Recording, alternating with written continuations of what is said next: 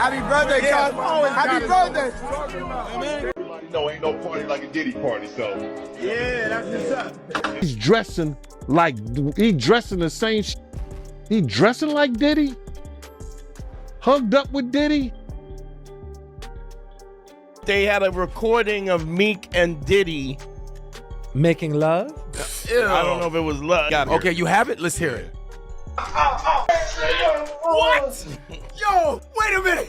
Wait, You didn't hear this? No! Now, Miran, what does that sound authentic? It absolutely. Oh my God! Right now, we playing out this real life. Real life. No Diddy gang, Meek Mill in real life. Don't ever disrespect me. You Talk heard? that shit, Meek. Yeah, Meek. Everybody and their mama is turning their backs on Diddy right now, and it's getting messy.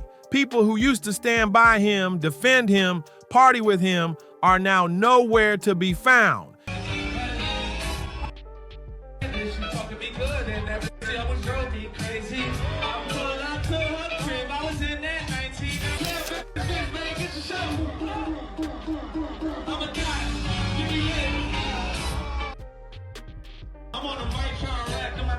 And guess who just made a major move? Meek Mill. Yep, Meek has reportedly switched sides and is ready to come forward with the real story. Word on the street is he's about to testify and expose everything. They also seized evidence of the freak-offs, electronic devices that contain images and videos of the freak-offs with multiple victims. And they seized cases and cases of the kinds of personal lubricant and baby oil that Combs' staff allegedly used to stock hotel rooms for the freak-offs. More than 1,000 bottles altogether. How Diddy allegedly dragged him into that dark, twisted lifestyle, manipulated him, and kept control over him like a puppet. And what set all this off? That infamous footage from Meek's 27th birthday party. People been whispering about that party for years, but now the video's coming to light, and it's not looking good at all. The energy's shifting. Folks are starting to realize just how deep this whole situation runs. If you've been watching Diddy's legal situation unfold, then you already know this is turning into a full-blown scandal. Alleged secret tapes are being talked about, major celebrities are getting named, and every single day more jaw-dropping details are dropping. It's wild. Those people who was caught at Diddy party did not know that he had 250 tape recorders in that house. That's a big house. But he had 250 tape recorders. One thing's for sure, Diddy was allegedly running a lockdown empire where nothing moved without his say-so. But he wasn't alone. Multiple big names were deep in this mix. And don't be fooled by the innocent faces. Nobody is looking squeaky clean right now. Not even Cassie. The illusion is gone. Now here's where it all gets flat out insane. You're saying that there's tapes and they're being shopped? Yes, there have been people already shopping. We've heard about the tapes, but yes. The shopping thing is yes, there already have been tapes leaking around Hollywood, being shopped around to individuals in Hollywood. Allegedly, and this is coming from multiple insider sources, Diddy wasn't just throwing these wild parties. He was also the one behind the camera. Yep, the man himself was out here recording everything that went down. And not just for kicks or memories. Nope. Word is, he did it all for leverage. Straight up blackmail. Industry folks been whispering about this for years. Jaguar Wright spilled the tea long ago. Gene Deal backed it up too. People knew. Nobody just had the guts to call it out loud until now. Sat right here and told y'all there was activity on the dark net. Videos were being distributed and were going to be sold for profit because the diddler needs the money. Did I not say that? Right here. But now that the heat is on and Diddy's trial is officially in motion, things are spiraling fast. Some of those secret tapes allegedly landed right in the hands of federal investigators and the feds. Oh, they're not holding nothing back. Reports say they're planning to actually play some of that footage in open court. This is not a drill. It's about to be one of the most explosive courtroom moments in hip-hop history. And one of those jaw-dropping tapes, it allegedly features a wild party thrown by Diddy with Meek Mill dead center in the middle of it. Now the talk is that Meek might take the stand, possibly to clear his own name, Word is that NDA Diddy once made him sign expired. So Meek's not just free to talk. He's got every reason to do it now. One of the tapes the feds reportedly secured was filmed during Meek's 27th birthday bash, hosted by Diddy himself. And don't get it twisted, this wasn't some chill Vegas celebration. Diddy went all out, renting an extravagant Parisian-style palace in Las Vegas for $25,000. This wasn't just a party, it was total madness behind closed doors. Happy birthday, Cuz. Happy birthday.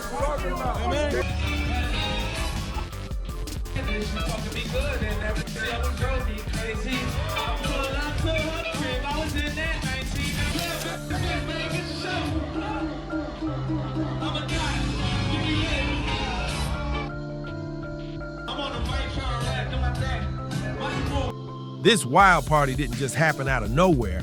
It went down 3 days after Meek Mill's actual birthday and just so happened to line up with the Floyd Mayweather versus Marcos Maidana fight. That timing, no accident.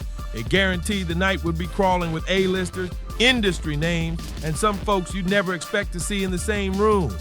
The guest list was stacked with celebs, but also raised a lot of eyebrows. There were some of Diddy's alleged boy toys in the mix. French Montana, Lil Durk, King Bach, and let's not forget the group of girls that were reportedly hired for the night.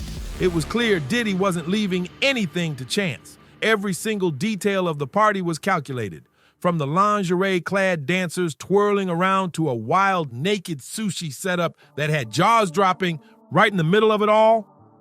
A woman lying across the table, covered in nothing but a thin sheet of clear vinyl, serving sushi like she was part of the furniture. The scene was straight out of a music video, but messier, darker, and a whole lot more scandalous. By the time the party ended around 3 a.m., the luxurious Parisian Palace looked like a full-blown crime scene. Jason Haight, the property manager, later described the aftermath as disgusting. Blood-stained sheets, busted liquor bottles, used condoms tossed everywhere, and even half an ounce of nose candy left out in the open like a party favor. And remember that viral audio clip of Meek and Diddy, the one everyone's been side-eyeing? Yeah, allegedly that came straight from this same chaotic party.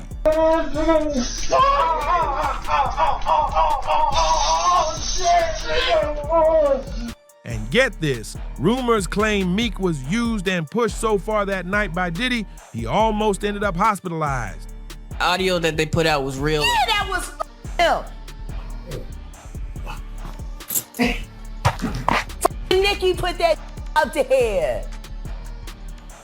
That Nicki recorded that at the freak off in the Calabasas.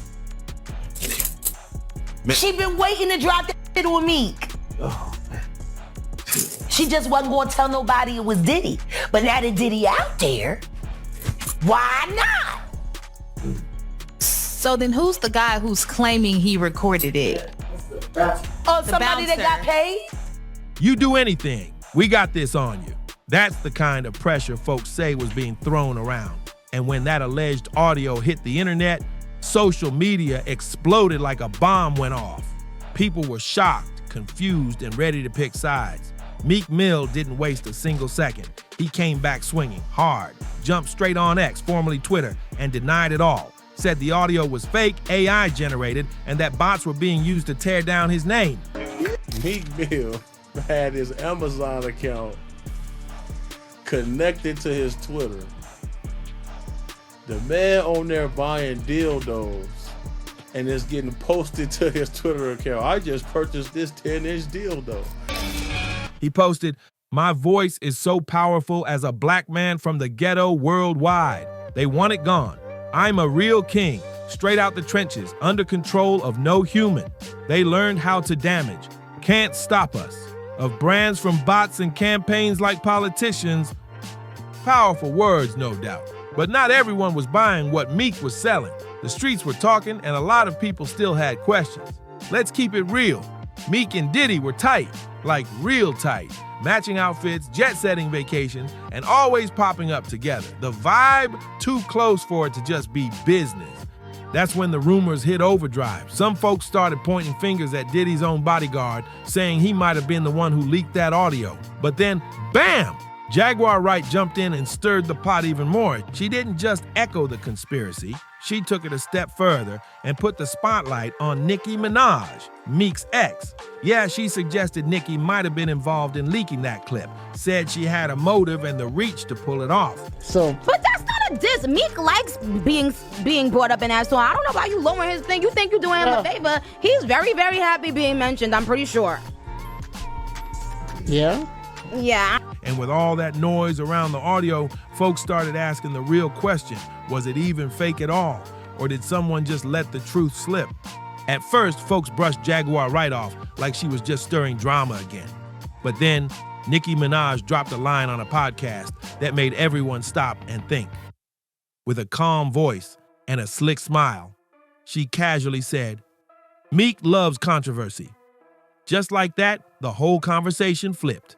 People started wondering, maybe Jaguar wasn't so crazy after all. Now let's run it back to that wild birthday party, because this was not your average backyard BBQ. Diddy went all out for Meek's big day. A-list names showed up, the venue was top tier, and get this, Diddy and Meek allegedly showed up wearing the same outfit. Matching fits? Man, if that doesn't raise eyebrows, what does? Inside that palace, it was chaos. Diddy allegedly filled the place with his usual crew, a swarm of Instagram models, and a few women being called ex-workers. Jason Haidt, the property manager, later spoke out, and he didn't hold back. He said the mansion was left nasty. He found bras, panties, and 2 iPhones stuffed into the bushes. There were razor blades, lubricant, and mysterious white powder all over the marble floors. Total disaster. But here's where it gets real shady. Before the party even popped off, Diddy allegedly made sure every bedroom had new locks installed, and only he had the keys. Then, he had his crew put up smoke detectors, just to take them back down after. Word is, those locked rooms were where the freak-offs happened. And Diddy, he was reportedly in control of everything. Those people who was caught at Diddy's party did not know that he had 250 tape recorders in that house. That's a big house. But he had 250 tape recorders. Who went where, who got with who, and it's alleged he was secretly recording everything through hidden cams in those fake smoke detectors. And that now viral Meek Mill audio, sources say it came straight from that party, the same night, and the ex-bodyguard who allegedly leaked it, he claims Diddy spiked everyone's drinks before the madness started. According to him, that whole night was one big twisted setup. Now that Diddy's officially on trial, things are getting extra messy. The feds have allegedly pulled out some of the party footage as part of the investigation, and one particular clip has everyone talking. Word is, Meek Mill is caught in a moment that looks real compromising, to say the least. Folks are saying the clip makes Meek look like one of Diddy's boy toys, and trust, that's not a new rumor. That talk has been floating around the industry for a long time. Meek's always shut it down, denying any of it was true, but the internet doesn't forget, and now new evidence keeps popping up. One clip in particular had social media in a frenzy. In it, Diddy straight up calls Meek daddy. Yeah, let that sink in. Diddy looked him dead in the eye and said it like it was nothing. Now be honest, how many of y'all casually call your homies daddy? Exactly. That moment was wild, and the internet had a field day. The memes, the roasting, the jokes, they dragged Meek for weeks. Hey, what's up, King Son? Man, you doing it, man. You deserve it, daddy. You putting in that work. Proud of you. I love you. Yeah. It was all over every timeline. Meek didn't stay quiet, though. He came out swinging once again, calling it all lies. He claimed the clip was taken out of context and that black blog sites were purposely pushing it to make him look a certain way. He posted, "Every black blog enhanced that post to make me seem gay. They are designed to destroy the image of black leaders." But that wasn't all. He even put $100,000 on the table, offering a cash reward to find out who was behind what he called a full-blown smear campaign. Meek said he's being targeted, and he's ready to go to war over his name. Meek Mill jumped back online and tweeted, "The streets know what's up with me. This not the case. We talking business side." Somebody powering these bad campaigns with Meek Mill again. I got 100,000 for a thorough investigation of who's powering and how exactly my name connected to this. Sounds serious, right? Except he never followed up. No receipts, no investigation, no names dropped, just some heated tweets, and then silence. That move had people scratching their heads.